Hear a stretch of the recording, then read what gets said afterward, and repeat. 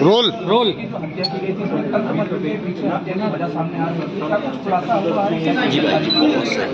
जैसा कि आप लोगों को जानकारी है कि 23 तारीख को दुबग्गा क्षेत्र में एक 8 वर्षीय बच्ची जो है वो घर से लापता हो गई थोड़ा तेज बोलिए और 24 तारीख को उसका अभियोग पंजीकृत कराया गया था। इसमें बहुत सारी हमारी इसमें Lucknow crime branch, DCP west crime branch और दुबग्गा और इसका जो है उसका परिचय ACP काकोरी भी है उनके द्वारा किया जा रहा था।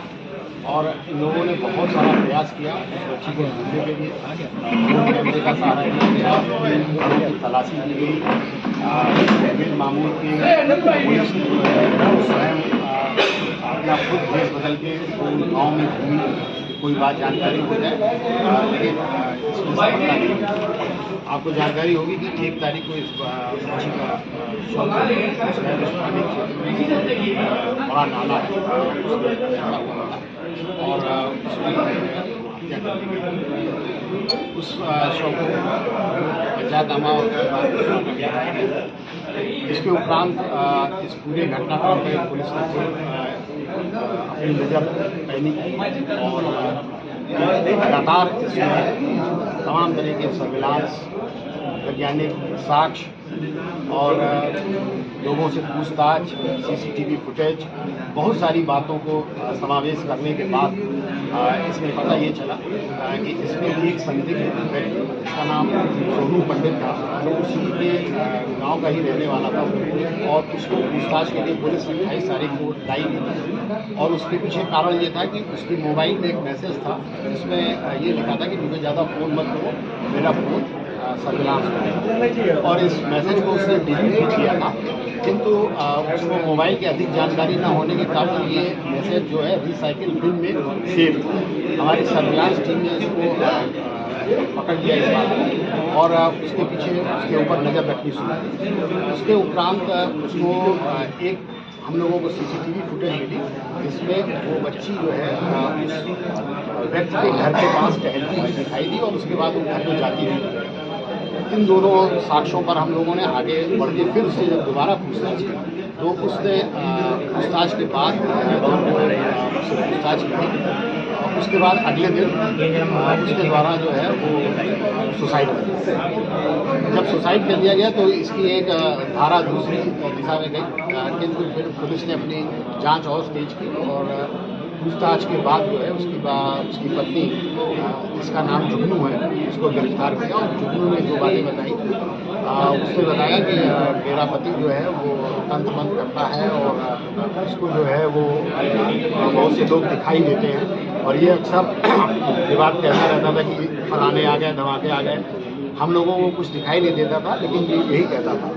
इसके अलावा उसने ये भी बताया कि 3 साल पहले एक बाबा के चक्कर में भी ये आया था और तभी से ये बातें वो करते थे। और इसके उपरांत जैसे ये घटना हुई है उस दिन वो बच्ची जो है वो सब्जी बेचने आई थी। जब वो आ गई तो उसको इसने घर में बुलाया और तब ये जुगनू जो है वो चाय बना रही थी और उसने कहा कि भाई ये सब्जी ले लो, तो उन्होंने कहा सब्जी नहीं लेनी है, तुम चाय पी लो आज। जब वो बच्ची घर में आ गई उसके उपरांत उसने कहा कि हमको आज जो है जो हमारी तांत्रिक है उसमें हमें बलि देनी है। और इस क्रम में उन्होंने मिलकर मार दिया। मारने के बाद जिस उस बच्ची की डेड बॉडी को मोड़ कर रख दिया और जिस रस्सी से उस डेड बॉडी को उसने बांधा था वो रस्सी भी उसी घर से मिली और वो उसका अपने इस्तेमाल किया। इसके उपरांत इन लोगों ने उसकी डेड बॉडी अगले दिन सवेरे जो है वो वहाँ जाके उस जगह पर और उसमें हम लोगों को CCTV फुटेज भी मिल गई है जिसमें कि उसको बोलते जाते हुए दिखाई पड़ा है। कुल मिला के तंत्र मंत्र के चक्कर में ये बच्ची की हत्या की गई और इसमें मुख्य रूप से सोनू पंडित और इसकी पत्नी जुगनू तुलसी है और इनको हम लोगों ने न्यायिक अपेक्षा की। सर, बलि देने की वजह क्या है कि किस वजह से बलि दी गई? अब जो बलि देने वाला है वो तो सुसाइड कर लिया, इसके बारे में जानकारी तब नहीं थी, लेकिन जो इसकी पत्नी से पूछताछ की गई तो उसने कहा था कि उसके ऊपर एकदम से वो उत्तेजित हो जाता था और कहता था मुझे बलि चाहिए या इस तरह की बात बताई गई। चूँकि अब उसकी पत्नी का बयान है, वो खुद मुस्लिम है तो उस पर बहुत विश्वास नहीं किया जा सकता, लेकिन ये बात सही है कि वहाँ पर तांत्रिक के कुछ सामान भी मिले और उसके द्वारा ये भी बताया गया था कि जब वो लड़की को मारने से पहले उसे 3 फूल बुलाए दिए गए हैं। वो 3 फूल कहाँ है? वो फूल है रखे हुए हैं, उसमें उसने लौंग डाली और लड़की जो है वो पूजा करने के बाद इससे पहले भी ये कोई घटना कर चुका था ऐसी या पहली बार इसने? अभी तक और कोई घटना इस विकास में नहीं आई, क्योंकि वो है नहीं इस दुनिया में। तो सवाल ये आता है जब ये हत्या करने के बाद लेकर के कुछ किलोमीटर की दूरी पर गया है, वहाँ पर तो बात की जाए तो पुलिस जो चेकिंग करती है, चेकिंग के दौरान भी किसी तरह की कोई जानकारी नहीं लग पाई। 3 किलोमीटर का पूरा दायरा तय किया। अब ये घटना उसने सवेरे 7 बजे की थी और इसको वो हाईवे से लेके गया। हाईवे पर आमतौर से नहीं जाता जाके फिर उसको वो कॉस्मेटिक का सामान बेचता है, उसे बहुत सारे रास्ते पता थे और उसने उस रास्ते से तो सर इसमें ये कहा जाएगा कि किस तरीके जो पत्नी और इसका दोनों का रोल रहा है, बलि को लेकर के पूरी घटना की गई, कपड़े को चेंज करके वहाँ तक ले जाया गया, क्या इसको ढक के लेके या फिर ऐसे जो उसके अंदर डिब्बे नहीं। ये अच्छी बात आपने बताई कि उसने जो बच्ची ने कपड़ा पहन रखा था उसके ऊपर एक टी-शर्ट जो पिंक कलर की थी वो और पहनाई गई।